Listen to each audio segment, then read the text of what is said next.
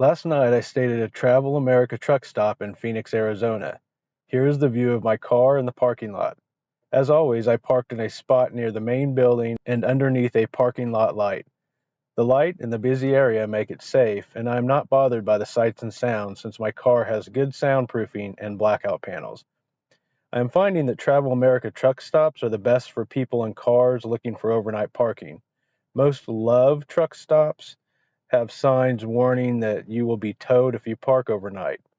Pilot and Flying J truck stops are more welcoming, but they don't tend to be as large as the TA or Travel America truck stops. By the way, since most of you probably haven't ever visited a truck stop, I decided to do a quick tour of the facilities. A big truck stop like TA or Travel America will have multiple restaurants and stores like a strip mall. This one in Las Cruces has 3 fast food chains and a diner. It also has a gift shop with food, drinks, car and truck supplies, various necessities, and souvenirs. This is the shower area where there are multiple private shower rooms that can be reserved. Some truck stops have rules that require you have a CDL or truck driver's license to use the showers. As you can see, there is also a big auto supply section since we are on a highway and this is, after all, a truck stop. Here are the fast food restaurants, which aren't open yet since it is early in the morning, but there is plenty of seating nearby. And there is even more seating here in the main dining room where we have the diner. Travel Centers of America have full-service restaurants like this, many which are open 24 hours a day to accommodate the truckers who work all shifts, so all hours of the day and night. There's a Verizon store with phone and accessories, and here is a laundry room with coin and card-operated washers and dryers. Just down the hall is a lounge area where people can sit, take a break, use the free Wi-Fi, and watch TV. Outside here, you can see the commercial side of the truck stop. Truck stops have 2 sides, a commercial side where there are diesel pumps for the trucks, repair centers, and truck-only parking. Because of the size of the truck, it takes a very large parking lot with large parking spaces to accommodate the semi-trucks. Segmenting the trucks from the other traffic is also done for safety purposes. In addition to the parking and repair facilities, the pump area also has its own convenience store for truckers, which makes it easier for them to do all of their business on the truck side of the truck stop. Well, with our tour completed and having already spent a couple of hours in my car getting some work done, it is time to head to Anytime Fitness to work out and shower. Here is one of the Anytime Fitnesses in Phoenix. I chose this location because the aerial view on Google looked interesting. The gym is on the back side of a shopping center and it has covered parking. That is nice given the extremely hot temperatures that can be reached here in Phoenix during the summer.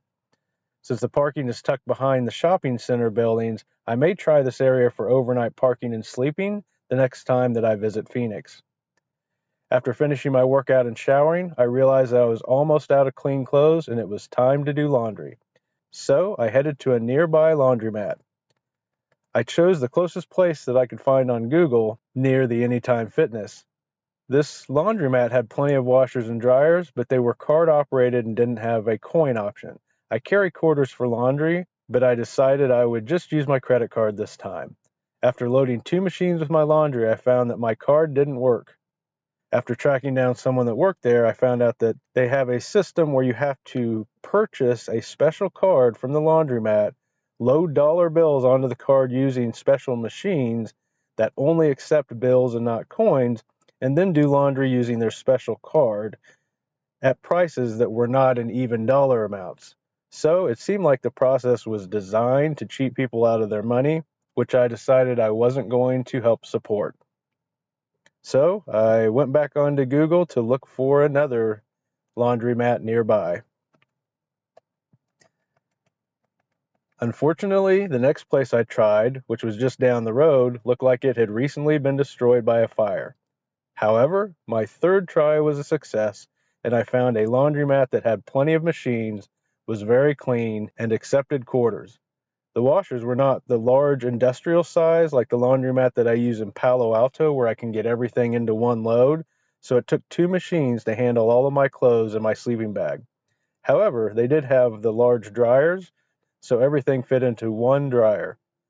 The prices were also reasonable at around $4 a wash, and the large dryer dried everything in 30 minutes, which only cost $1.50. One thing that I wanted to show you was my wardrobe and the system that I have for storing my clothes. When I gave away all of my belongings and moved into my car, I simplified my wardrobe down to the necessities as well. Here is all of my finished and folded laundry, which fits into one duffel bag. The bag is small enough that it qualifies as a free carry-on if I ever need to fly when I am traveling. As you can see, I have enough underwear for the week, which are the gray items that I am now packing.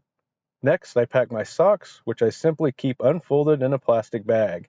Since they are all the same size, they don't need to be paired or folded.